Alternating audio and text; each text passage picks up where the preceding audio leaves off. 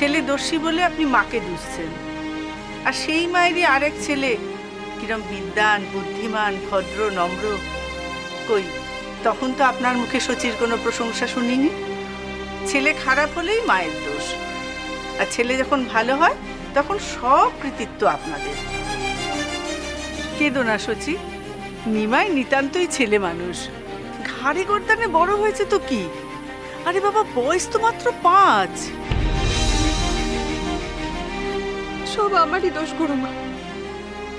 আমি যদি গুণাক্ষরেও টের পেতাম, তবে এখানে আসার আগে আমি কিছুতেই নিমাইকে বাড়ির বাইরে যেতে দিতাম না।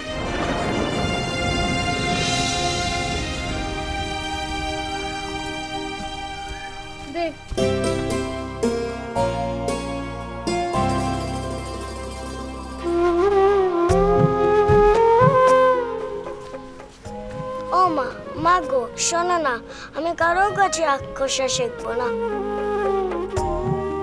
অন্য কারোর কাছে পড়বো না, এই দাদার কাছেই পড়বো। বারবার এক কথা বলতে কিন্তু আমার ভালো লাগে না নিমাই। বাবা নিমাই, গুরুদেবের আদেশ কি অমান্য করতে আছে?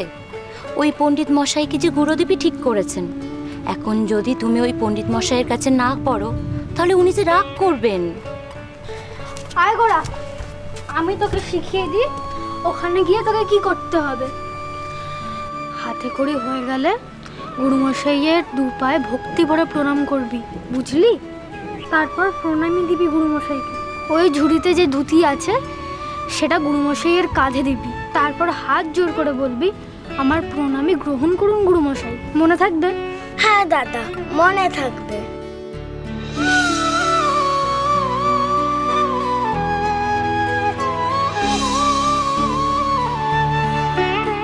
তোমরা সব গজগজ করো, আমি আমাদের সাংঘাতদের হাতে মালা পরে আসছি।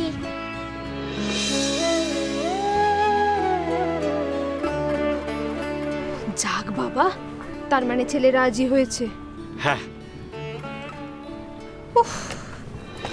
আমি কখনো বুঝিনি ছেলেই করতে বেরিয়েছে। আমিও এতক্ষণ সেটাই ভাবছিলাম যে পণ্ডিত মশাইয়ের ধুতির মধ্যে ওই কোলা ব্যাংকটা এলো কি করে। সব ওই দুষ্টি ছেলের কাজ। বন্ধুদের কাছে মালা পড়তে যাওয়ার নাম করে গোলা ব্যাংক ধরে নিয়ে এসেছে। বুঝলুম। নদের চাঁদকে সামলানোর ক্ষমতা শান্তিপুরের কারণ নেই মনে হয়। আমি না খেয়ে থাকলেও বিশ্বম্বর মিশ্রের লেখাপড়ার দায়িত্ব নিতে পারবো না আচার্যদেব। আমি এখনই শান্তিপুরে ফিরে যাচ্ছি। না না, তা কি করে হয়? গেরস্ত বাড়ি থেকে আমি কাউকে না খাইয়ে যেতে দেব না।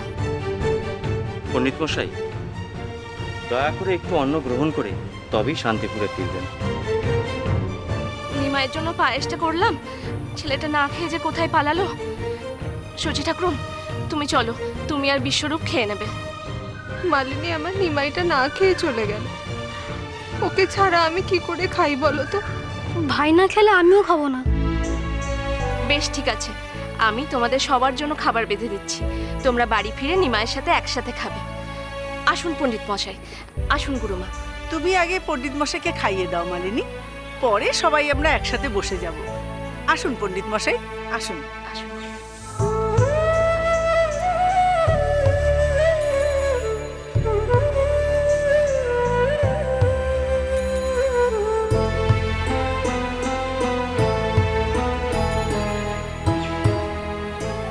গুরুদেব, নিমাইকে আপনি ক্ষমা করে দিন। ও তো শিশু, ওর এখনো বোধ হয়নি। বড় হলে সব ঠিক হয়ে যাবে। ঠিক হবে না সেটা, দিনকে দিন আরো অবাধ্য হয়ে উঠবে। মদন মোহন আমাকে দয়া করেছেন যে আমার বাড়িতে এই হাতে খড়ি অনুষ্ঠান হয়নি। এই অনুষ্ঠান যদি আমার বাড়ির মন্দিরে হতো তাহলে আমার নাক কাটা যেত ভক্তমণ্ডলীর কাছে। গুরুদেব, নিমাইয়ের প্রাথমিক শিক্ষার কি ব্যবস্থা হবে? পণ্ডিত মশাই যে ওর দায়িত্ব নিতে চাইছেন না। তোমার ছোট ছেলের শিক্ষার কোনো দায় নিয়ে আমি নিজের সম্মান খোয়াতে পারবো না সচি।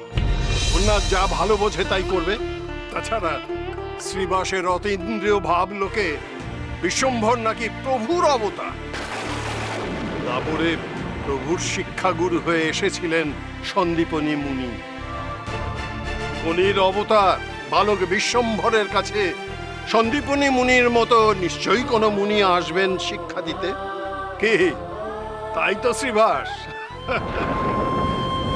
আমার দর্শন যদি ভুল না হয় গুরুদেব, তাহলে কৃষ্ণতত্ত্ববিদ হিসাবে আপনার চাপা গুমর একদিন প্রভু নিশ্চয়ই দূর করে দেবেন। আজ আমি তোকে মেরেই ফেলবো।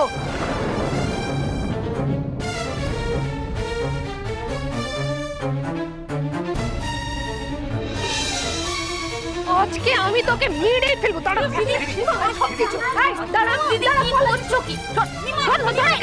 মেরে আজকে আমি ওকে শেষ করে দেবো। করছো কি দিদি? ও তো লেগে যাবে। লাগুক, এই চেলা কাটার পিঠে ভেঙে দেবে আজকে আমি শান্ত হবো। ওরম করো না মা, ও তো ছোট, ওকে মেরো না। মেরো না? মারবো না কি করবো? সোহাগ করবো আমি ওকে। দিদি জয়া ছেড়ে দে, ছেড়ে দে বলছি। ছাড়ো দিদি, ছাড়ো। এতটুকু বাচ্চার উপরে এত রাগ করলে হয় দিদি? এতটুকু এতটুকু করতে হবে না ওকে। পাজির পাজারা তৈরি হয়েছে একটা। সারাদিন এই ছেলের জন্য আমি এতটুকু তিষ্ঠতে পারি না। শিবা সঙ্গনে এত বড় একখানা ঘটনা ঘটিয়ে এলো, ওর ঘরে ঢুকে কোত্থেকে একটা কুকুর ছাড়া ধরে এনেছে। ছানাটার খিদে পেয়েছিল যে, তাই ওকে বাড়ি নিয়ে এসেছি খাওয়াতে। উদ্ধার করেছো তুমি, খাইয়ে যাও, দূর করে দিয়ে এসো। না, ও যাবে না। যাবে না মানে? এখন দিয়ে ছানাটা এখানেই থাকবে আমার সঙ্গে। ভগবান, আমি আর পারি না।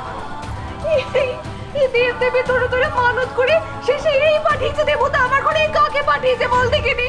যা তো আচার বিচার সমস্ত কিছু খোয়া যেতে বসেছে আমাদের এই ছেলের জন্য। ছেলে মানুষ করে ফেলেছে, একটু সচি দিদি, ছেড়ে দাও না। ছড়াটা দিন না খাওয়া, তার মধ্যে বাড়ি ফিরে দেখি সমস্ত অনাথ সৃষ্টি কাণ্ড কার সহ্য হয় বলে দেখিনি? এই যা, আমি তো ভুলেই গেছিলাম। নিমাই কোথায় যাচ্ছিস? তাড়াতাড়ি গিয়ে দেখ কোথায় চলে গেল। আমার আর ভালো লাগে। আমাকে একেবারে শেষ করে তোকে ছাড়বে, আমি বলে দিলাম তোকে। আমার মরা বুক না দেখেই ছেলে থামবে না, তোকে আমি বলে দিলাম।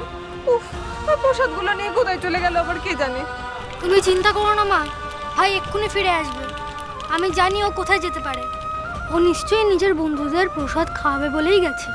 তুমিও দুটো খেয়ে নাও মা এবার। না, খাবো না আমি। তোর বাবাকে কি উত্তর দেবো সেটাই আমি বুঝতে পারছি না। এখন আমার প্রসাদগুলো নিয়ে কোথায় দৌড়লো কে জানে। উফ, তার মধ্যে এই সমস্ত অনাথ সৃষ্টি কাণ্ড, কুকুর টুকুর ধরে নিয়ে এসেছে। পাড়ার লোক জানতে পারলে কি বলবে বলো দেখি। ছি ছি ছি ছি ছি।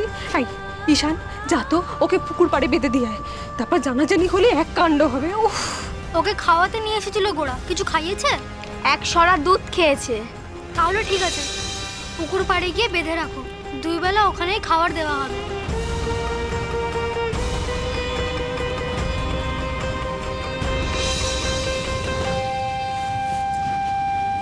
বিশ্বরূপ, যা তো একটু গঙ্গার জল ছিটে দে, চারদিকে অনাথ সৃষ্টি কাণ্ড।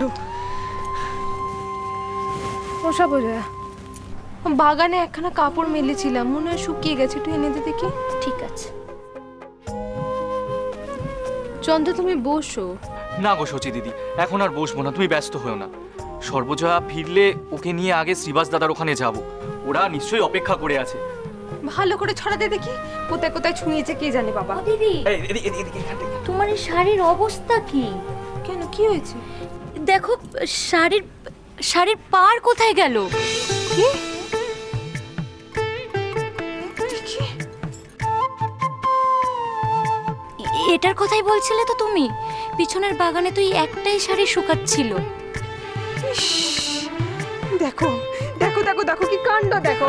আমার এই লাল পেটে সাদা শাড়ির পাড় ছিঁড়ে কুকুরের গলা দড়ি বানিয়েছে ছেলে। উফ, বাবারে। হাসো তোমরা, হাসো। এদিকে নিমাইয়ের কথা ভেবে আমার রাতের ঘুম উড়ে যাচ্ছে। আমি ভাবছি নিমাইয়ের এই দৌড়াত্মের কথা আমি তিনাকে বলবো কি করে।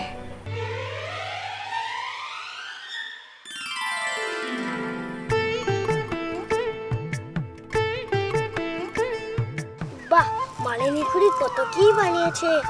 লুচি, পায়েস, মোয়া। খাওয়া শুরু করো। না না, তুমি আগে খাও নিমাই ঠাকুর। আমার জন্য বাড়িতে আছে, তোমরা খাও। আমি তো এখানে এক পোটলা নিয়ে এসেছি, আরো অনেক পোটলা পাঠিয়েছে মালিনী খুড়িমা।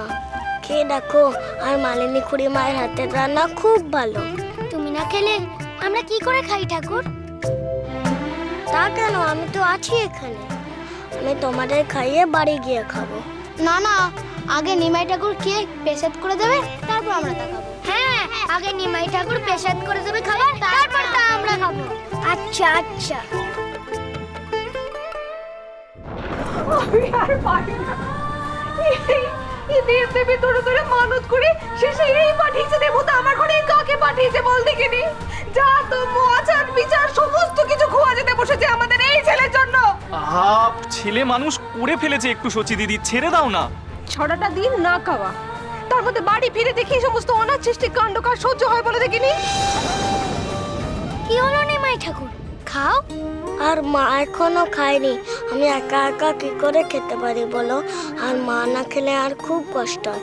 তোমরা খাও, আমি বাড়ি যাই। আমি চললাম।